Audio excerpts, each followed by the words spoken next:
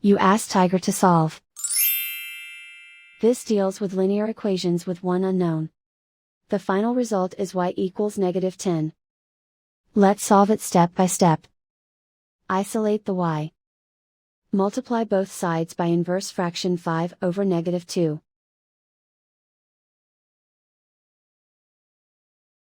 Move the negative sign from the denominator to the numerator. Group like terms.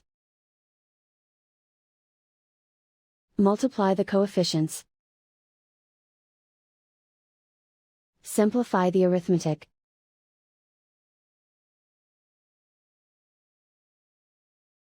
Move the negative sign from the denominator to the numerator.